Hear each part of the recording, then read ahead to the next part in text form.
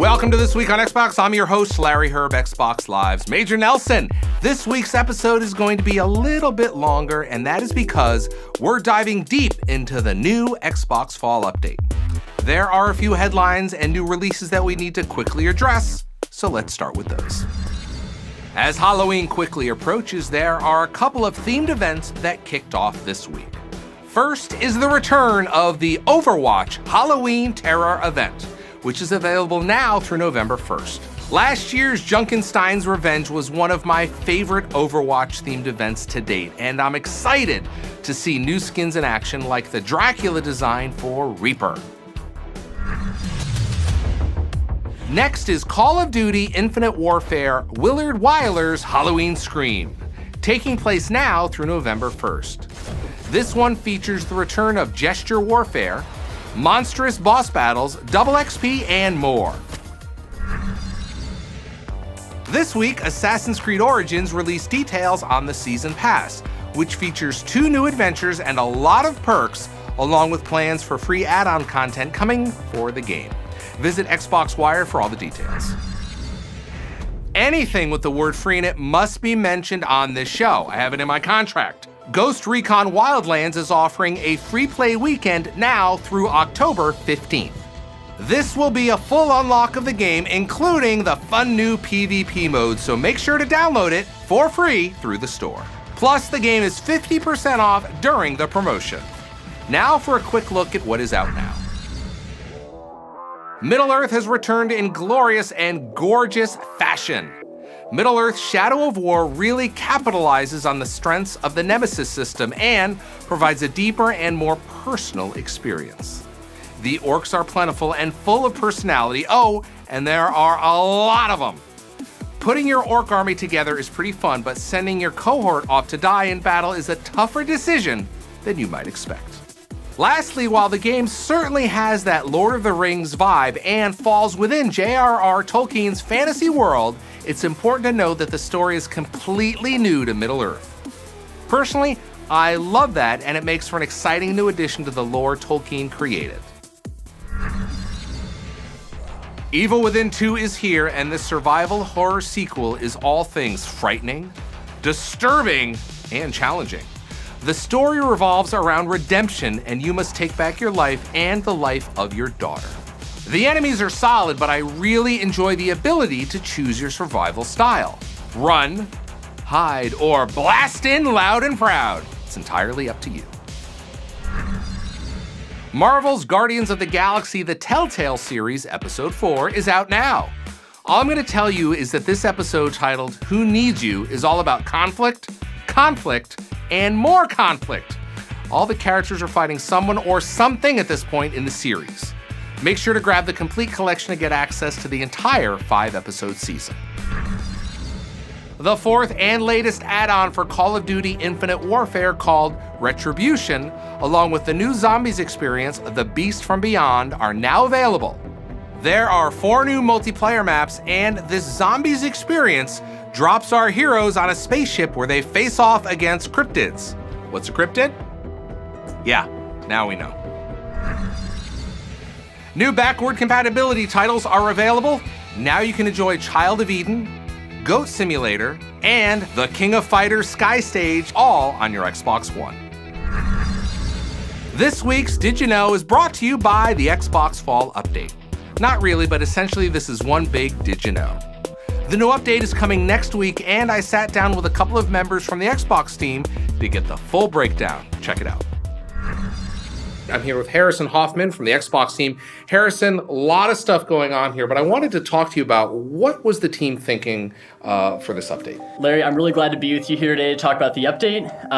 When we started planning this update, we really were looking at and listening to fan feedback, and that's really where we structured this around. And based on what we heard, we wanted to make this the fastest and most personalized Xbox experience we've ever made, and I think we've done that. All right, we've got a lot to cover, so let's dive right in. All right, let's do it. Harrison, one of the new features is blocks. What are they? How do we use them? So blocks are really one of the new ways that we're letting people personalize their Xbox experience. So let's say that there's a game that you love playing right now. For me right now, it's Forza 7. It just came out. I'm playing a ton of it. So I can just add a Forza 7 block right to my home in order to get updates about the game, see which of my friends are playing it, and see interesting content from around the Xbox Live community about that game as well. And I can do that for more than games. I can also do that for people. So I have friends that I play with every night on Xbox Live, and I've got those friends added right there to my home. So now I can just go to their blocks to see what they're doing, see how I'm doing versus them on the Gamerscore leaderboard, and see some of the recent things that they posted.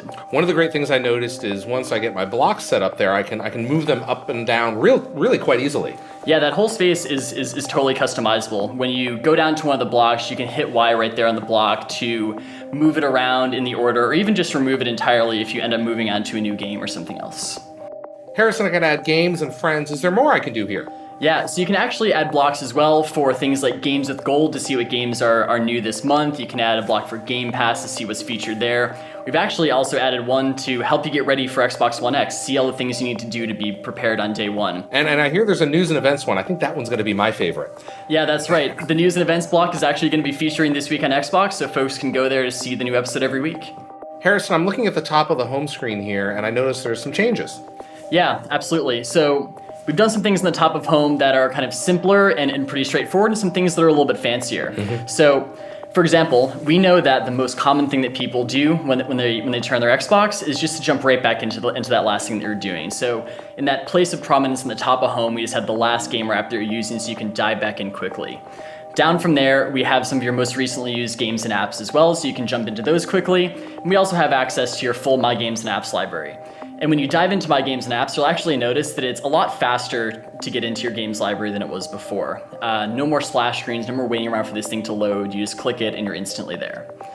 Now, also on the top of home, we're starting to show interesting things that you can go and check out from around Xbox Live. So, if you have multiple friends playing one of your favorite games, we might show it to you here. If you're getting close on a particular achievement that you can just go and grab quickly, then we'll just put it here as well.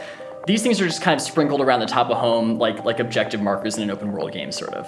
Harrison, I'm noticing a theme here, and that's the personalization. So I'm seeing a lot of these things are personalized for me and how I play. What if I see something I don't like or something I want to see more of? Absolutely. So these different items are personalized to you, the way you play, the games you play, the people you play with. So it's already going to be automatically personalized to you, but if you want to give us some feedback about it, then if you just hit the menu button on one of these icons here, then you can tell us that you want more of this or less of it, and we'll take that into account in the future.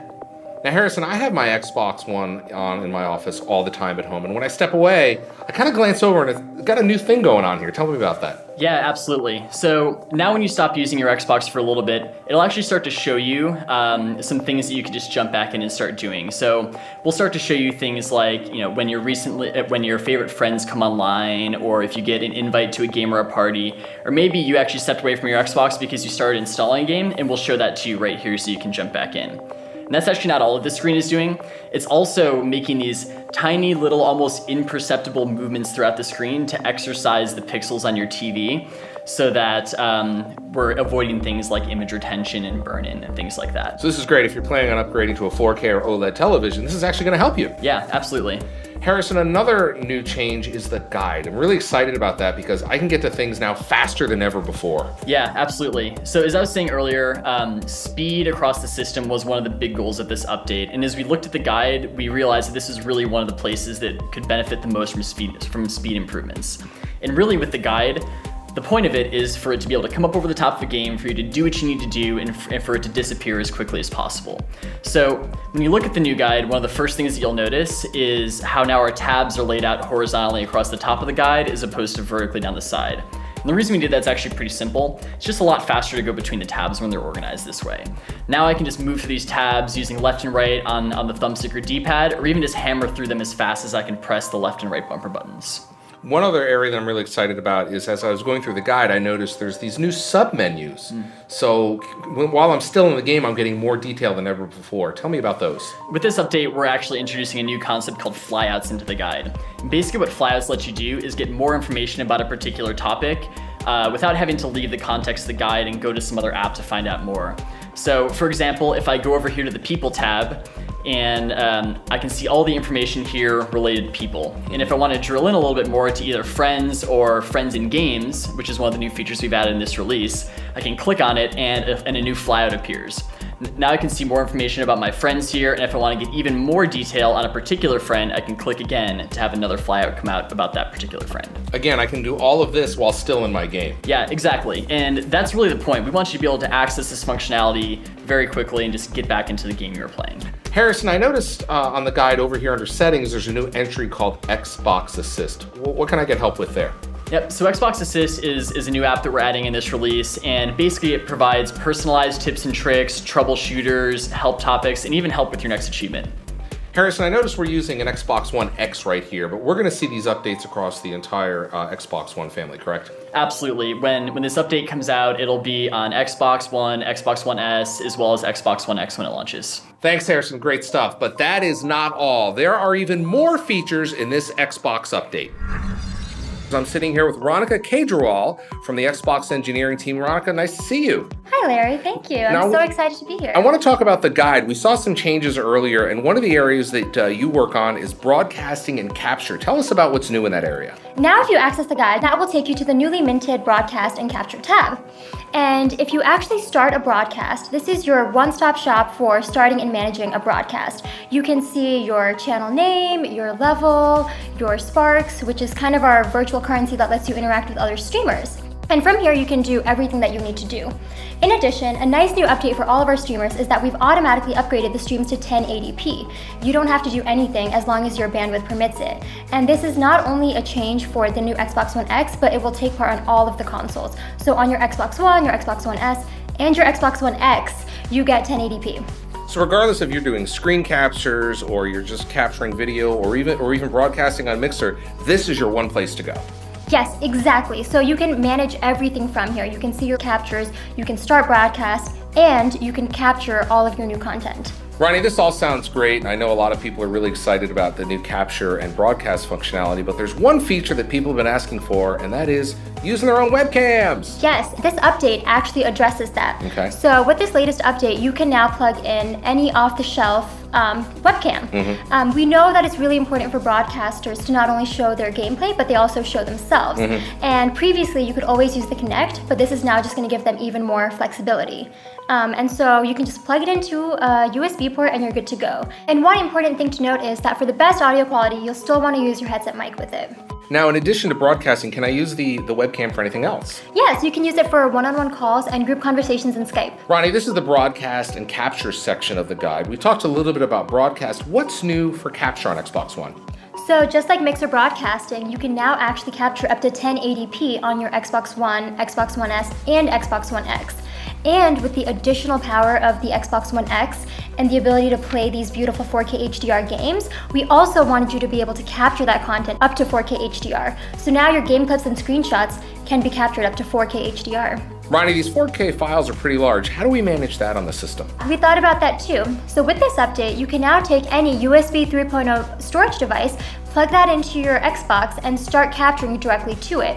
You can go into settings and choose to set your capture location as this drive. And from there, all of your content will be recorded directly onto that. And so what's great about this is now you can just unplug it from your console, plug it into your computer, and then edit with all of your favorite applications, and then share it out with everyone. That's really great because then with all these captures and screenshots I'm taking, I just pull it out, put it on into my Windows 10 PC, and I'm ready to go. Exactly. I noticed there's a new way to manage captures. Can you show that to me? Yep, exactly. If you actually go back to the broadcast and capture tab in the guide, you'll notice that there's a new option called recent captures. And what this does is, while you're in a game and you're capturing a bunch of content, let's say you're in like the final level, this will store all of those recent captures for you, and you can easily access them when you have a break or when you're done playing. And if you click on an actual item, it brings up all of these easy options for you. You can share it out, you can upload it to OneDrive, you can set a screenshot as your background, you could delete it if you didn't like it. It's just really easy. And I noticed we can do this all within game. I see a nice big thumbnail and all these different actions, so I can do everything right here. Yeah, exactly. Like in game, if you act on the toast, it pulls it up for you right away, and so you can quickly get that feedback on whether you captured what you wanted or not. Ronnie, I've got my captures and my screenshots. I noticed we have a new community tab here. Tell me about that. Yep. So anytime you share your great content to Xbox Live, it gets shared out to the community tab. And so that's where you can show off your content and see what everyone else is doing. And what you'll notice as part of this fall upgrade is that we also redesigned this section. You'll see now that it's kind of this new mosaic view, which really lets you see even more content than before. And not just that, we wanted you to have a really immersive experience. So now you can actually click on an item and be taken into this beautiful full screen view, which just gives you really easy access to commenting, liking, or sharing. We are just a few weeks away from Xbox One X launching. What are some of the things that the team has done to make transitioning from current Xbox One owners to Xbox One X? What have they done to make that easy? So as you know, you can already take an external drive and back up your games on it, right? You can just take that drive, plug it in from one console to another. But in addition to that, you can now actually also back up your console settings onto it. So on your console, just select the option to back it up. And then as soon as you get your new Xbox One X, just plug that drive in, and it will automatically apply those settings for you in the setup process. It's super easy and simple. And my games will be ready to go as well. Exactly. Now, suppose I don't have an external drive. I don't have to download all my games again, do I? No, not at all. With this update, you also now have the ability to actually transfer games over your local network. As long as you have two consoles on the same network, you can choose to bulk transfer all of your games over. You could do one game, several games, or all of them, space permitting. With Xbox One X coming, we have these Xbox One X enhanced games. What has the team done to allow people to prepare for that? Good question, Larry. So one of the incredible things that the team has done is that they've given you the ability to actually download those assets ahead of time. On any of your current consoles, an Xbox One or an Xbox One S, you now have the ability to specify that you want to download the enhanced version, and so that when you get your new Xbox One X, you have all those assets. This will save you time and will get you directly into the game. Thanks, Ronnie. It was really great to hear from you and Harrison on behalf of the team about all these great new features coming for Xbox One owners and how we're getting ready for Xbox One X. For more information, go to news.xbox.com or check out my blog at majornelson.com. That's it for this week. We'll see you next week for an all-new episode. Thanks for watching.